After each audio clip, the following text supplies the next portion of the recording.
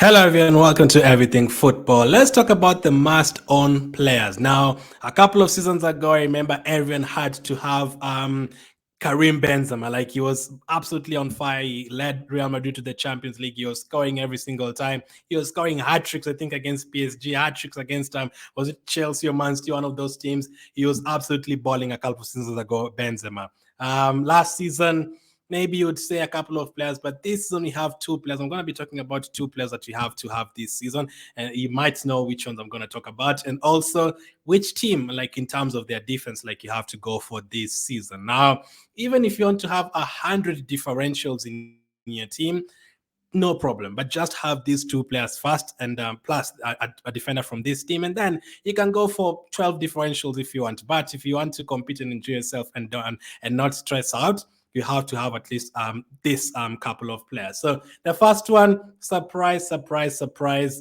I don't know if you've ever heard of him. He plays for Man City as a striker. His name is Erling Haaland. I'm not sure if he's not that famous. I mean, yes, he's been nominated for a Ballon d'Or, but not many people know him, right? Erling Haaland, you have to have him in your team. Like, I can't even explain how much you'd suffer if you don't have him in your team. Now, first up, last season he scored 12 goals and had one assist, 13 goal contributions in the Champions League only. Remember, he broke a record in the Premier League as well.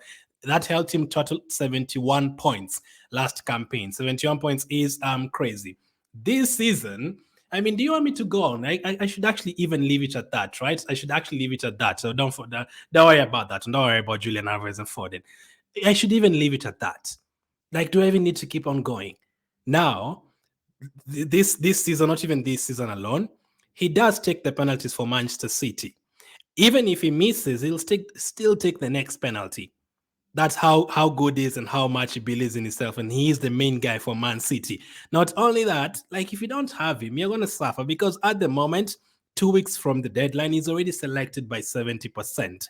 So in the next couple of weeks, that could be 80%. So if you don't have him and he scores a hat trick, which you expect him to this season, he's already scored a hat trick this season.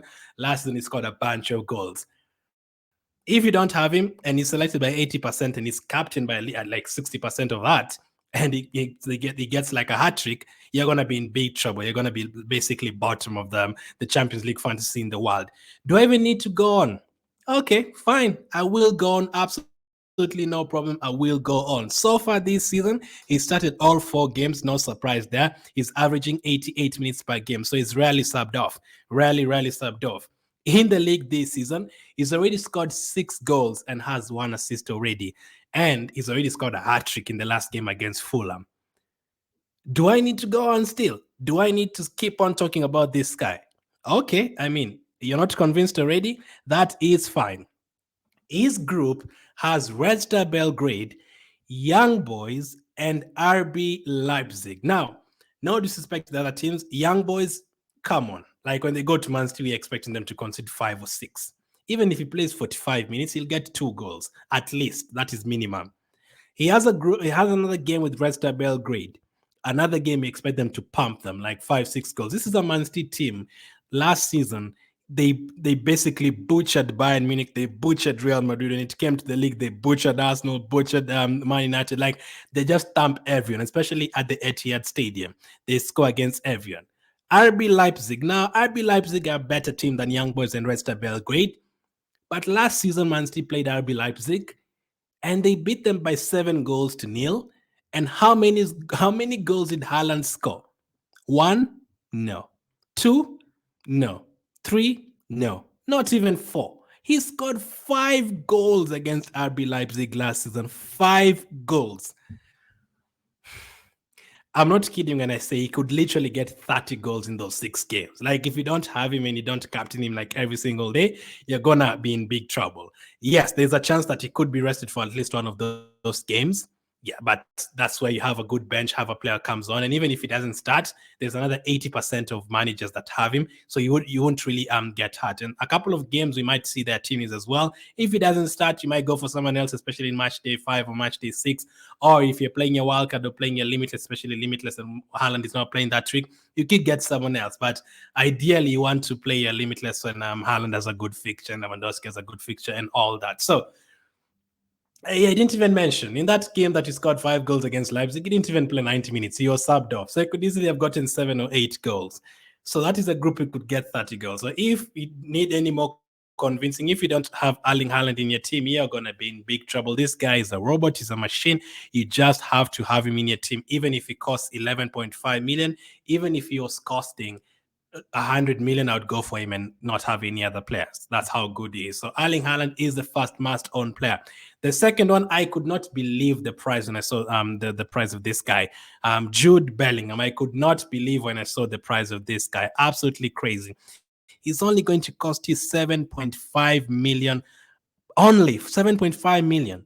That is crazy. Usually the players like Sane and Salah last season and all those guys, they're usually like 9, 10 million. The likes of De Bruyne, 10.5 million. And you have Bellingham, someone who's been playing as a false number 9 for Real Madrid.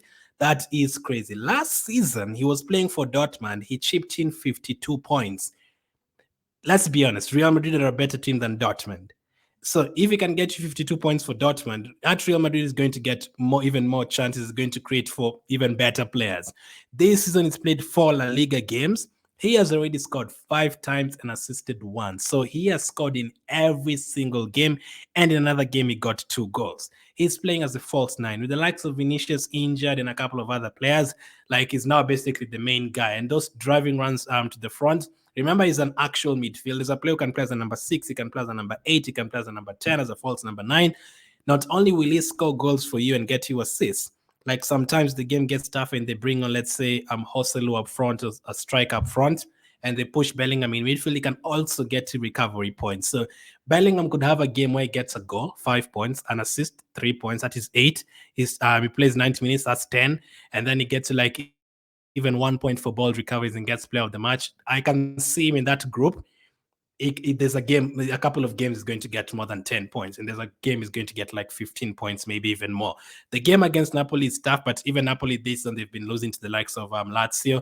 Even when Real Madrid play Napoli, I would expect Real Madrid to get at least 2 goals. So Bellingham, if they do score, which I would expect them to, Bellingham will definitely be involved. So Jude Bellingham is a second must-own player, mainly because of those reasons and also his price. Like 7.5 million is a steal.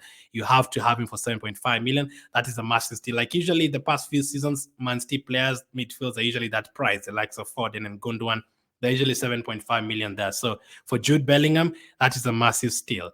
Now, those are the 2 players you must have. In terms of third, I'm going to talk like about a team, not an individual player. Inter Milan's defense. This season so far, they've kept 3 clean sheets out of 3 games. They're in the same group with the likes of Salzburg. They don't have, they're basically the bigger team in their group, although it's an unpredictable group with the likes of Salzburg and Real Sociedad. And I think Benfica, they're very good defensively. That back 5 with DiMarco and Dumfries and Damian as well. You have to have at least one of their defenders because they could easily keep a lot of clean sheets. Last season, they reached the Champions League final and they were keeping clean sheets against teams that you wouldn't expect them to keep them clean sheets up against. Like in the semi-final against AC Milan, they didn't concede. They kept a clean sheet home and away. So Inter Milan's defense, one to definitely look out for. But in terms of individual players, you have to have Erling Haaland, you have to have Jude Bellingham, and then after that, you can look for a defender from Inter Milan. And then after you have all those 3 sorted, you can go for anyone else you want. Even if you want to go for 3 young boys players, up to you. But those are my 3 must-own players. Let me know if you're definitely going to have these players, or are you crazy enough to go without any of these players? Let me know. Make sure to join the Patreon if you want more exclusive content. The second draft video will be there. A video on the best hidden gems will be there. I've talked about 7 hidden gems on the video on Patreon as well. So if you can support the channel as well, I really appreciate it. Thank you for watching, and I'll catch up with you guys on the next one.